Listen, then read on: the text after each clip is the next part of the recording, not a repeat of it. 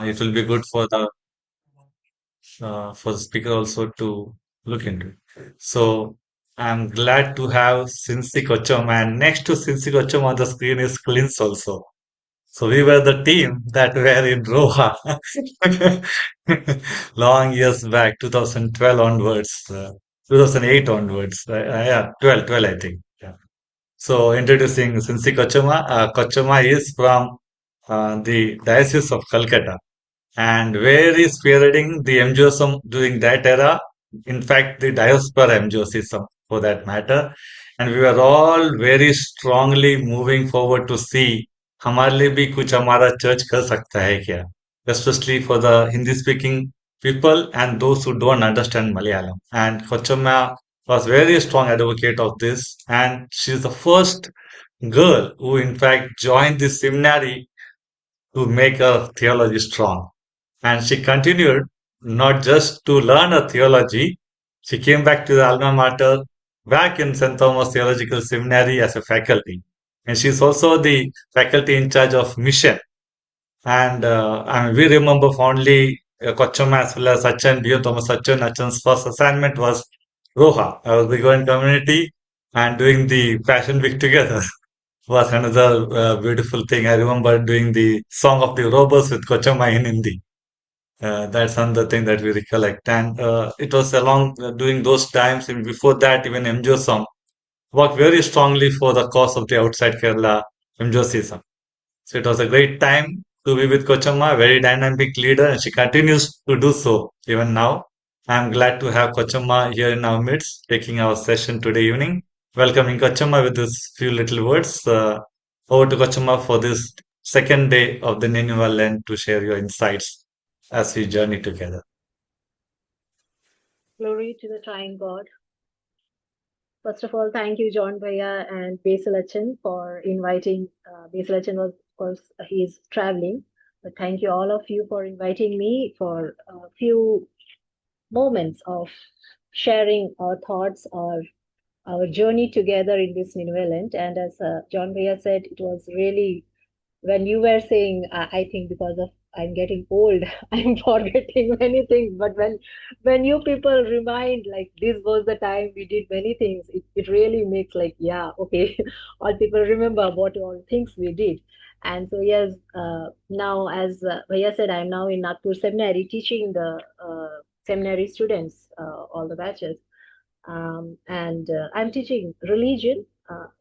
Recently someone asked me what are you teaching. I said except for Christianity I teach all the other religions. That all were laughing like, yeah. Then what are you teaching? So yeah, I'm teaching all the religions except for Christianity. So that is where I'm experting. And yes, of course, going to speak today. Before that I was having also one background, that is I was in a medical field. I was a BSc nurse. So beginning from that itself, I always remember my roots where I was. So yeah, in medical field, coming to the journey where our all of our journey, we know that we are going into a bigger journey. We are going through, or we are going into. I think I can share. Yeah, is it visible?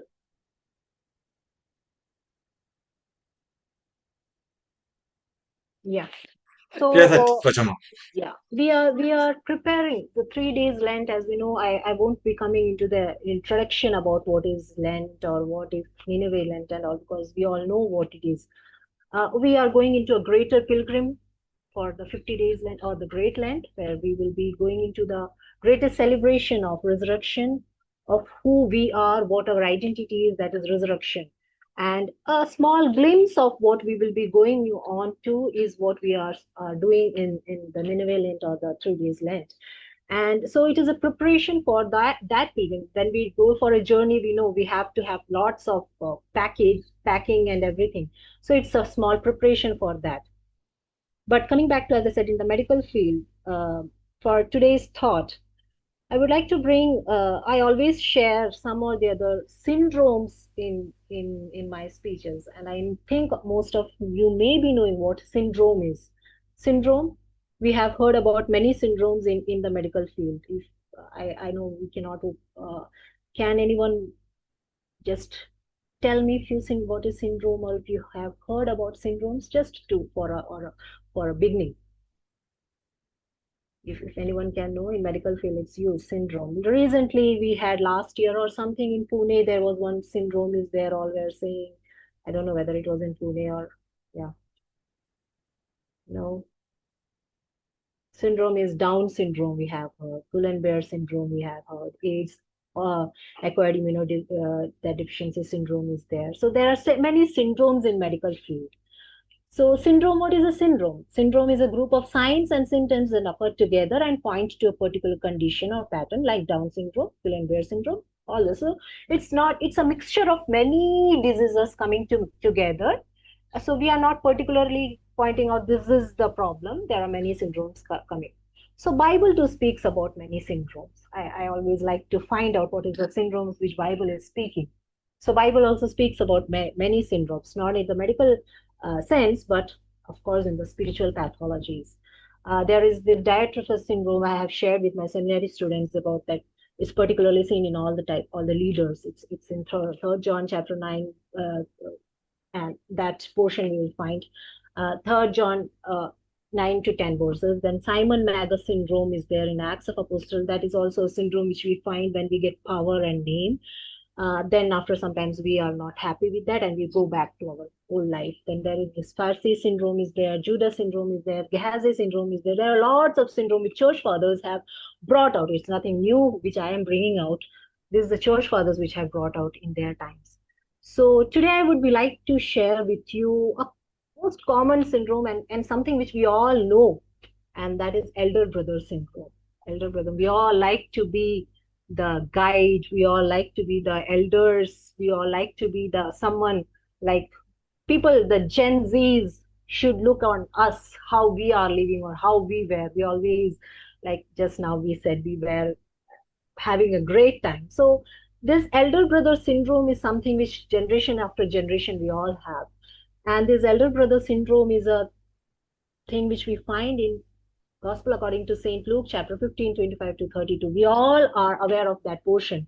That portion is which we come to know about as the story of prodigal son or forgiving brother, father, or here I would like to say about the elder brother, the third character in that. I always wonder why Christ have said about that brother also. If he wanted to say the story, he would have just said about the father and the son who just went out. But here the third character comes, that is the elder brother. And church fathers have said that the younger brother shows the physical, like worldly things which we lack in our life or where we are flown out, and the elder brother is the spiritual things which we have in our life. So the elder brother syndrome is the spiritual pathologies which we have in our life. So what are the symbols or the symptoms which the elder brother syndrome shows? As we know, the symptoms, it's very common. The first thing was he is unable to accept. In our own life, we will see, especially in today's world, we know that today's world is completely on social medias, on influencers, on TED Talks, on who is having more and more followers. It depends on the followers. And society is accepting those who have such what we say influence on the society, but dearly beloved, we have to think that that acceptance is real or a fake one. Here the elder brother, when he comes to house, we know the story. When he comes back, he is not able to accept something, and that accept is that his father has accepted the younger one who has left everything, and he has gone back. And that is something which we also find. As I said, even if there are influencers or something is there, but in our own life, if you see, we are not able to accept the changes coming into this world. To the generations which is coming, we are not able to accept the changes. We are not able to accept many things in our own life. So that is the first syndrome which we can find. We are not able to truly appreciate what is happening around us. We are not able to accept the failures what is happening around us. We are many a times we are closing our eyes to the things which we are not able to accept. No, it is not something which I don't want to see, which I don't want to listen. Same like Jonah, we can say Jonah was not able to accept that Ninevites were forgiven. So that was the thing which led him to, like, no, I cannot accept that thing. So that is the first symptom which we can find through the elder brother syndrome, that we become angry, we try to find faults in all these things, whether it is good or whether it is bad. The second thing is unable to participate.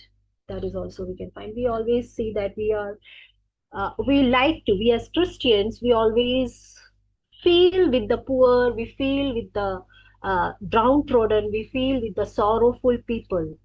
But many a times, are we able to participate in the happiness of others?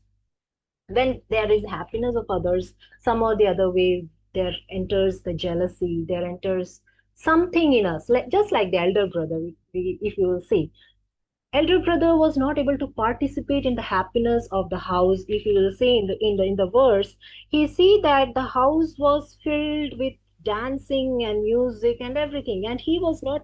And he said, what is, he was very angry, he was not able to, he did not want to enter into that house, he did not want to participate in that. And that's what we are also, we many a times, if you will see in our spiritual life also, if something bad happens, if someone says something bad in church also, we don't want to participate now in that thing. Closed. Everything is closed now. But dearly beloved, we have to think that participation is not for myself. It's about the family where we are going. It's about the church, is not just about me or the person who is talking. It's the relationship between the whole family with all the flaws, with all the people, with all the flaws, and the relationship with the Christ. So I have to participate. If I'm not participating, I am not, I'm not worthy of being calling the son and the daughter of Christ. So whatever flaws we have in our family, we come into our own family. We may not like our parents talking back. We may not like our siblings' characters, or we may not like our own family members, whatever, according to the age. But we come back to the family always. Same way, the church, which is the family, which is our family with Christ, it has its own flaws. So we have to participate. We cannot leave the church and stand outside. So we have to think that whenever, wherever situations, I was unable to participate in the happiness as well as in the sorrows of my fellow brothers and sisters. Here he is. Then also there is a group of people who are actually, in Hindi we say jale pe namak chhidakna, who is actually pouring spices into the things. Okay, you're not participating, it is good. It is good that you are not coming because that person is doing this thing. Here, the servants are doing that thing. The servants are already, he is in a stage of not accepting. He is in a stage where he is not able to participate. And there is a group of people who is telling, see, your father killed the fatted calf. See, this person got this thing, and what you have got. The elder son was already sad, angry, and he knew the flaws of his younger brother. And in along with that, the servants also added up. Let us think back about our own life. Even if we want to participate, we close the our ears and eyes to the things which we should actually hear, and we open our ears to the people who want us not to participate, and we go into that flow. And the third symptom which we can find in the elder brother syndrome is comparison. And we all know that comparison is natural. It's natural. We cannot keep ourselves from comparing from ourselves as well as from others. But as Christian, we with whom we have to compare, with who I always say in comparison, when it comes, we have to compare ourselves for our growth. But in Bhagavad Gita, there's a beautiful saying that who is a true bhakt, who is a true devotee, and there they say that a true devotee is someone who does the karma phala tyag.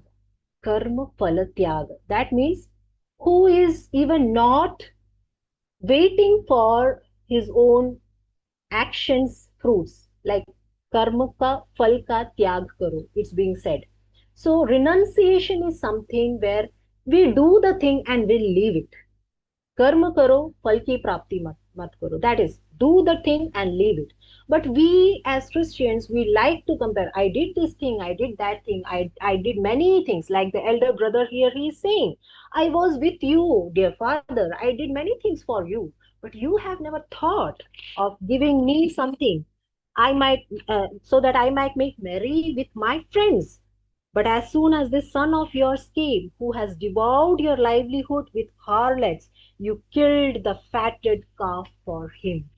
So, dear beloved, we have to think how we are comparing ourselves, our life, many a times with our own family members, with our own colleagues, with our own, many a times with our own church, I would say. We are comparing ourselves, how our life is going on. So now come when we know that we are having this syndrome. Now comes the treatment part, because treatment is of course necessary. आज के zaman, today's world, if we don't go for treatment, we will be called as, like, for every ailment we go for treatment. Even if it is a viral disease, we will go for bacterial antibacterial. That is very unsafe. That is very bad. You should not go for antibacterial for viral disease. It will not affect. But we need a treatment regimen. So what is the first treatment? First, we have to look for symptoms. So what is the symptom? What is a symptom that I can only take, I can only understand what my symptom is. My symptom, every symptom is different for different people. So for that, you have to be attentive. And in Deuteronomy, chapter 15, verse 9, there's a beautiful, like, God is telling the people that seventh year should be a year of freedom. It's a story like what all things should be freed. And in Deuteronomy 15:9, he's saying that verse is saying that be attentive or beware of yourself. Beware of, beware lest there be a hidden thought in your heart.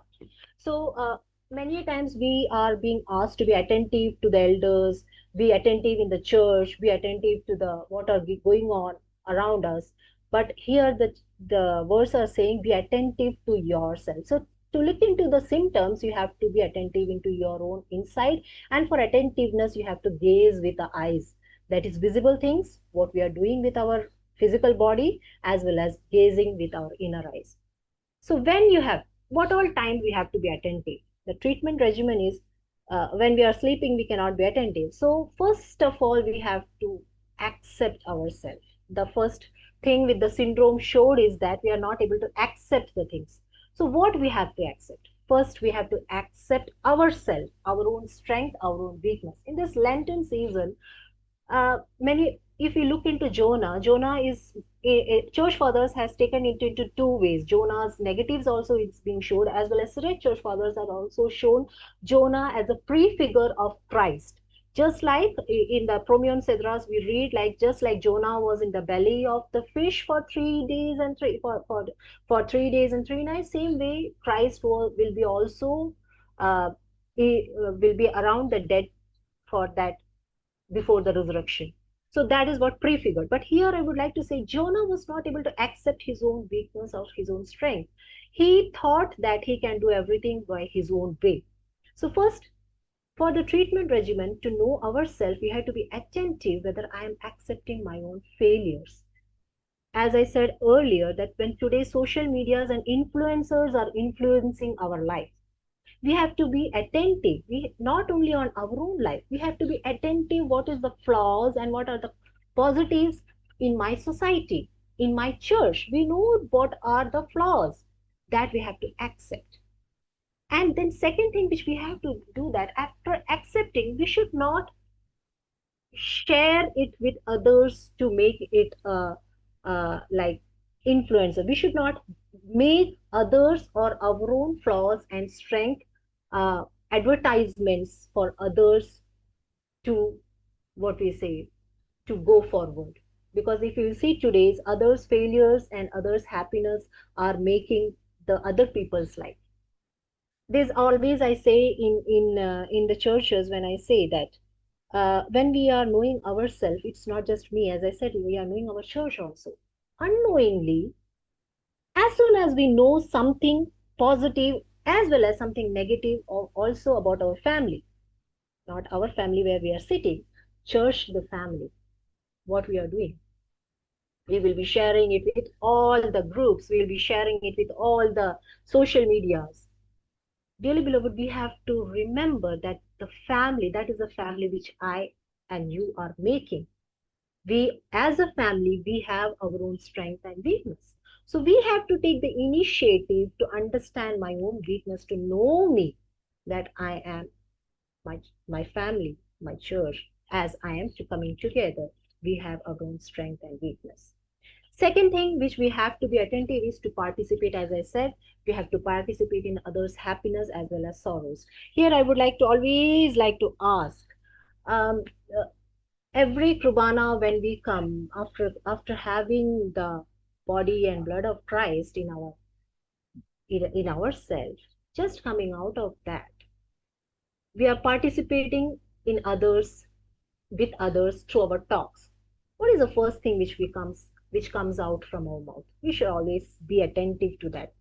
Just let's look into this Sunday. After just it's just an exercise. This Sunday, let's see, after taking the body and blood of Christ, after having the Krubana, what is the first or few minutes or few hours where all I am gossiping, what all things I am gossiping, like the servants in the elder brother syndrome. Am I pointing out the flaws of others, or am I pointing out the happiness of others?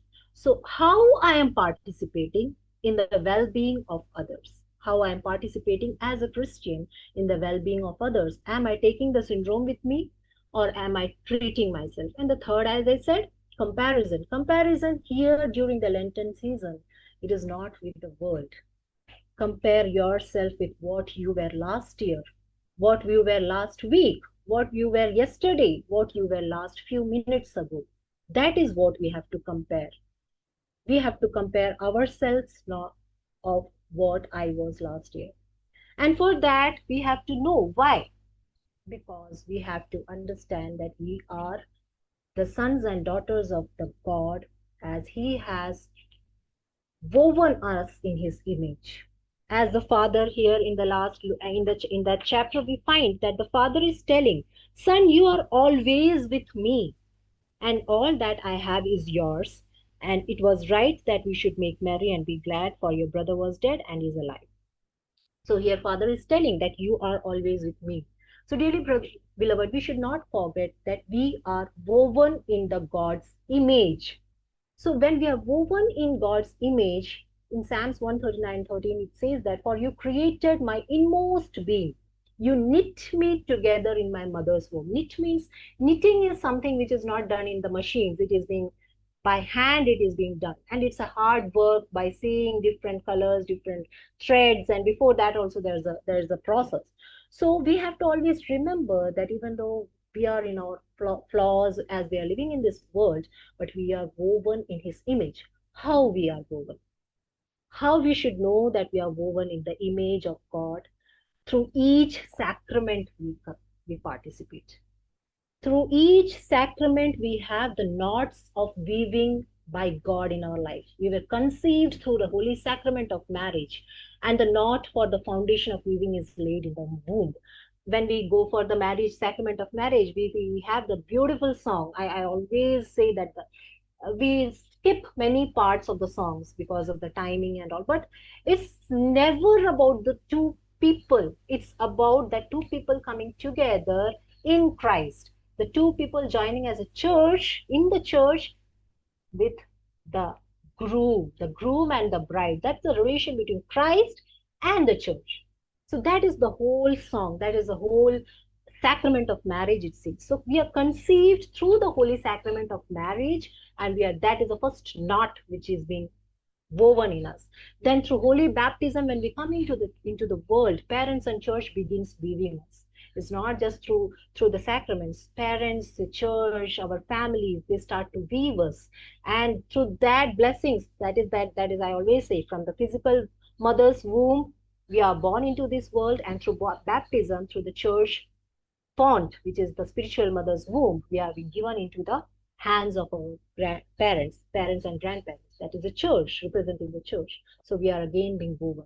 Then through Holy Krubana, every Holy Krubana, layer by layer, we are being woven. Every so sometimes the layer may not be correct. So what we do, if we will remember, you should see the YouTube how the weaving is done. Earlier the grandparents used to do. Now I think it's not being done, but it's a good exercise. If the layer is not good, we can just stretch it out, and we can again layer it. So every krubana and every confession is a check, is our layers being checked whether this is correct, whether the layer is good and perfect. So that process goes on and on and on and on till we become like the image of God. And as I said, the holy marriage and holy ordination, that all or what the image woven in the image means. I always like to bring that whole process of weaving into how we are being woven with all the thread and all the needles and everything. So Lent, when we say Lent is a complete health checkup. Nowadays we have packages in the hospitals. If you will go to Parmala Hospital, Max Hospital, Ames Hospital, every hospital we have packages. And we run for BP checking, we run for heart checkup and everything. But Lent is a time when we have to do a complete health checkup on our spiritual health. Are we doing that? We have to find our symptoms, syndromes, and ailments through self assessment, attentive, and going to and we know that many times nowadays self therapies are there, many self therapies are there in physical world that is harmful. We know we don't know our own body, and we listen to many people, and we take pills and everything. And what happens?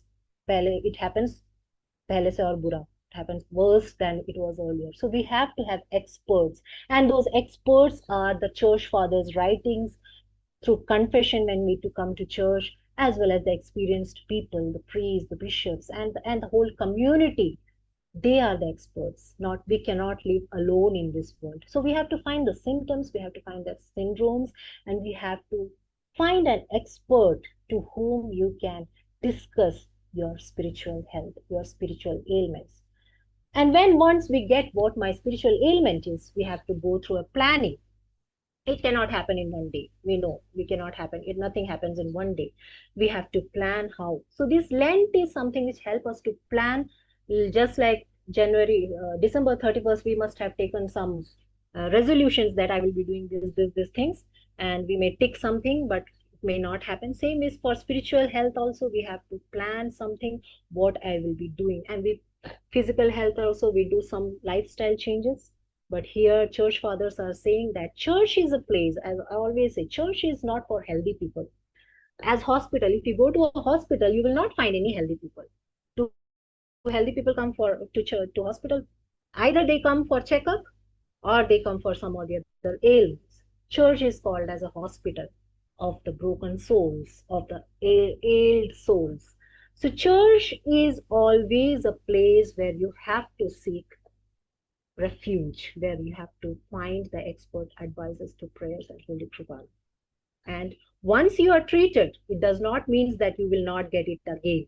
You have to check every Lenten season, you have to check it again and again. Every Kribana you have to check, every confession you have to check whether I am getting any such syndrome again. So a simple tip which I would like to as when you go back from doctor's like appointment, when you go back, doctors may, for small kids, they may give a chocolate, or for you they may give a some health diet advice which make you happy.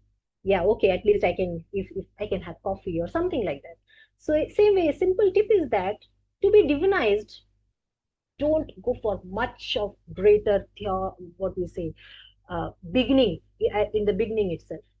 Just begin by being very human, accepting from God our condition as ordinary person, and sanctifying its apparent worthlessness daily and practically. That is what we have to do in this Lenten season.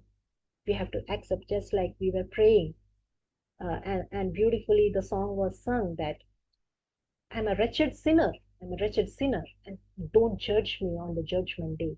So, this elder brother syndrome is something which we all are having. It's a simple thing, but it always helps us to understand where in this Lenten season I am, or where I am leading. So, dearly beloved in Christ, let us in this Lent, in this 3 days Lent, in this Nineveh Lent, it's just a beginning of trying to find the symptoms which I had already said, attentively knowing ourselves, what my flaws are, what all things I have to change, so that when we enter into the great Lent, day one itself, we will plan the regimen of how to go on, how to move on in the great Lent, so that we all can be happily welcoming the resurrected Christ into our life. So this whole liturgical calendar is leading us to our identity as the Christians, as proclaiming that Christ is risen, and indeed he is risen, and that is our identity as Christians.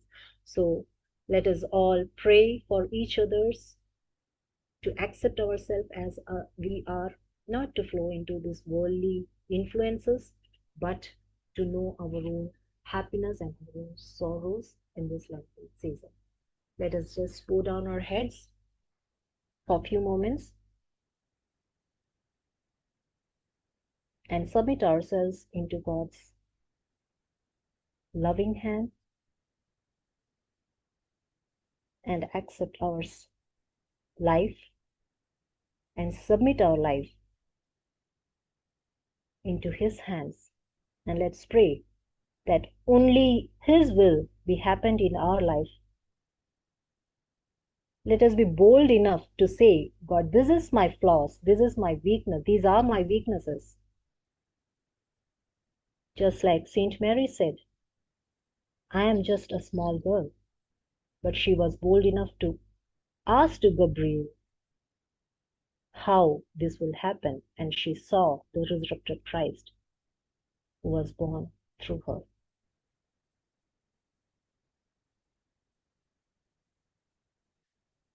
Um,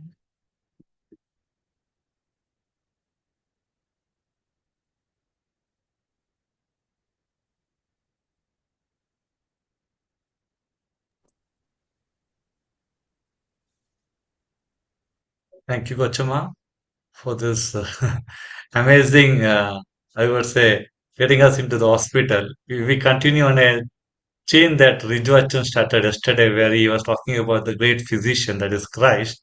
And today you took us through wonderful journey, an amazing package of syndrome that we all begin with, to look at our symptoms, to look at the elder brother's part, and then, get into the church that is the healing part of the story. And this Lent would be the great season for us to look at attentively back to us. Thank you, Kochama, once again. If Hachan is there, I don't know. Best Lachan, are you in? Well, he's not reached home yet. Yeah.